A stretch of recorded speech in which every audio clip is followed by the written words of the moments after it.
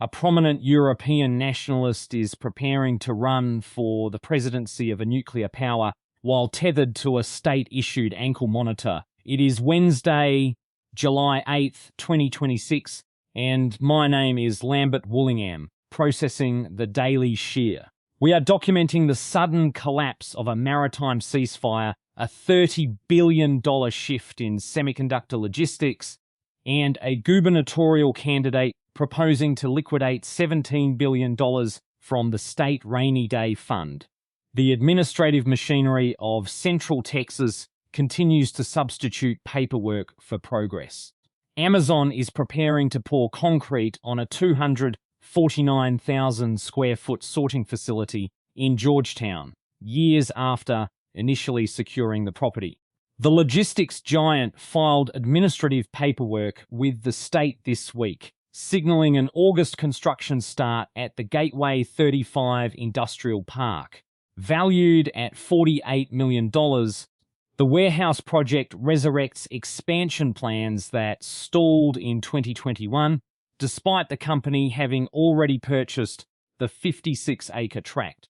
Municipal officials have naturally embraced the long-delayed facility, banking on the promise of immediate construction jobs to justify the inevitable influx of delivery vans that will soon suffocate their suburban thoroughfares.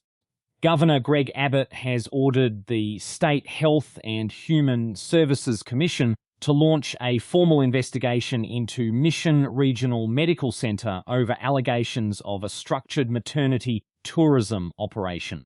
The directive follows conservative media reports claiming the South Texas hospital explicitly markets delivery packages to pregnant Mexican nationals, allowing them to secure United States citizenship for their newborns. State investigators have been instructed to audit patient intake protocols and financial records to determine whether healthcare subsidies were illegally diverted. The investigation effectively utilizes state health department audits as a direct extension of border policy, subjecting local medical providers to heavy political oversight based entirely on the nationality of their patients. The Municipal Arts Department in Austin has released $23 million in direct grant funding, tapping into city hotel occupancy tax revenue to subsidize local musicians, artists, and cultural organizations. The disbursement is part of a broader $51 million annual financial commitment to the struggling creative sector. The application window is open for heritage stewards and independent creators who increasingly find themselves priced out of the entertainment districts they helped popularize. City administrators characterized the taxpayer-funded cash injection as a necessary reinvestment of visitor dollars. It functions as a temporary administrative lifeline, using the proceeds from wealthy tourists to pay creators just enough to prevent them from abandoning the city limits entirely. A Travis County grand jury has indicted 2 former county tax office employees and an outside civilian coordinator on felony charges of engaging in organized criminal activity. The indictment alleges the trio orchestrated an internal fraud scheme that manipulated public tax records for personal financial gain. Prosecutors presented evidence indicating the civil servants exploited their administrative access to the internal property databases of the county, bypassing auditing protocols to deliberately alter official payment ledgers. County officials quickly terminated the implicated staff members upon discovering the discrepancies, handing the internal system logs over to the district attorney. The impending trial will force the tax office to publicly detail exactly how its software safeguards failed, proving that routine administrative authority is remarkably easy to convert into an illicit enterprise. Democratic gubernatorial candidate Gina Hinojosa has pitched a massive wealth transfer initiative, proposing a direct $1,500 cash payment to every household in Texas if she wins the November election. The universal dividend program would carry a $17 billion price tag, which the state representative intends to pull entirely from the Texas Economic Stabilization Fund, commonly known as the Rainy Day Fund. Hinojosa accused Governor Abbott of hoarding unspent taxpayer revenue in state reserve accounts, while working-class residents absorb the compounding costs of inflation and soaring property taxes. The policy announcement is a straightforward populist appeal designed to generate immediate voter enthusiasm, challenging conservative fiscal orthodoxy by dangling the overflowing state savings account directly in front of an exhausted electorate. The global logistics sector is once again reacting to the whims of executive escalation and tariff evasion. In an update on the maritime situation in the Middle East, global crude oil prices spiked more than 6% on Wednesday after President Donald Trump publicly declared that the fragile ceasefire with Iran is completely finished. The market reaction followed a chaotic sequence of military escalations near the Strait of Hormuz, where Iranian forces attacked 3 separate commercial oil tankers. The United States responded to the vessel strikes with retaliatory airstrikes, abruptly revoking the 60-day sanctions waivers that had temporarily allowed Tehran to sell crude oil on the open market. Brent crude and West Texas intermediate contracts surged as commodities traders scrambled to price in the renewed threat to the most critical energy transit corridor on Earth, bracing the logistics sector for vast increases in ocean freight insurance premiums. Apple has committed to purchasing $30 billion worth of American-manufactured 5G radio frequency components and wireless connectivity chips from Broadcom. The massive supply agreement ensures the technology giant will source critical hardware for future phones directly from manufacturing facilities in Colorado and other domestic locations. The procurement pledge is part of a broader strategic effort by Apple to localize its highly vulnerable hardware supply chains and reduce an overwhelming reliance on Asian semiconductor fabrication plants. The guaranteed revenue stream solidifies Broadcom as an indispensable domestic partner in the tightly consolidated global smartphone ecosystem. The multi-billion-dollar contract functions as a highly visible political maneuver, allowing technology executives to publicly funnel vast amounts of capital into the domestic industrial base as a shield against retaliatory trade tariffs. Artificial intelligence hardware developer SambaNova Systems has secured a $1 billion Series F funding round, pushing the corporate valuation of the Silicon Valley startup to $11 billion. The capital injection arrives just months after rumors circulated that legacy chipmaker Intel was attempting to acquire the company for a fraction of that price. SambaNova engineers specialized silicon processors and integrated software platforms designed specifically to train and run massive generative models, positioning the firm as a direct competitor to industry heavyweight NVIDIA. The fresh billion-dollar war chest provides the startup with the necessary liquidity to scale its manufacturing operations. Venture capitalists remain desperate to underwrite alternative semiconductor architectures, pouring billions into unproven hardware platforms simply to escape the steep pricing premiums associated with dominant graphics processing units. The United States trade deficit expanded significantly in May, driven by an unprecedented surge in foreign goods and expensive technology components crossing American borders. The Commerce Department reported that the gap between imports and exports reached its highest level in over a year as domestic businesses stockpiled overseas pharmaceuticals, industrial machinery, and specialized data center equipment. The import spike is being fueled by retail distributors frantically accelerating their overseas shipping schedules to front-run the proposed implementation of strict new import tariffs. The widening trade imbalance is a direct mathematical consequence of domestic tech conglomerates frantically importing foreign manufactured servers, warping standard macroeconomic indicators in their rush to secure inventory ahead of potential trade penalties. The Federal Trade Commission has initiated the distribution of $2.7 million in financial refunds to nearly 63,000 independent contractors who provided home services through the Handy application.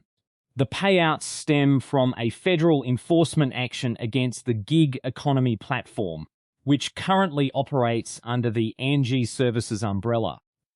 Regulators proved that the company consistently lured contract workers with highly inflated earnings estimates while failing to disclose a complex web of arbitrary fees and administrative fines that were quietly deducted from their final paychecks. The enforcement action requires Handy to permanently overhaul its recruitment marketing and demands explicit transparency regarding the financial penalties it levies against its decentralized workforce. The mandatory restitution checks force the platform to compensate workers who were subjected to deceptive algorithms, though the settlement amount averages out to a staggering $42 per victim. The international stage is currently hosting an array of heavily supervised political maneuvers and diplomatic ultimatums. President Trump utilized his arrival at the NATO summit in Turkey to publicly detonate whatever remained of the diplomatic truce with Iran. Sitting beside the Secretary General in Ankara, the president confirmed the collapse of the interim agreement and labeled Iranian leadership as violently deranged, following a weekend of drone strikes and retaliatory airstrikes in the Persian Gulf. Beyond the escalating Middle Eastern conflict, the president spent the opening hours of the summit relentlessly berating traditional European allies over defense spending quotas. He threatened to sever all bilateral trade with Spain unless Madrid increased its military budget, while simultaneously resurrecting his bizarre administration demand that Denmark surrender territorial control of Greenland. The barrage of financial threats completely overshadowed the formal agenda of the military alliance, leaving European heads of state scrambling to manage a sudden wave of geopolitical ultimatums. French far-right leader Marine Le Pen has formally launched her 2027 presidential campaign mere hours after an appeals court upheld her criminal conviction for financial embezzlement. While the judiciary sentenced the nationalist politician to wear an electronic monitoring bracelet, the appellate judges significantly shortened a lower court ruling that would have banned her from holding elected office. The revised sentence effectively clears a legal path for Le Pen to pursue the highest office in the nation, allowing her to campaign nationally while tethered to a state tracking device. The immediate campaign declaration signals a defiant strategy to leverage her criminal conviction as proof of establishment persecution. She is aggressively testing the tolerance of the French electorate for an executive candidate operating under active judicial supervision. A federal appeals court has permanently dismantled a core pillar of the educational agenda of Florida Governor Ron DeSantis, ruling that the Stop Woke Act violates the First Amendment rights of university professors.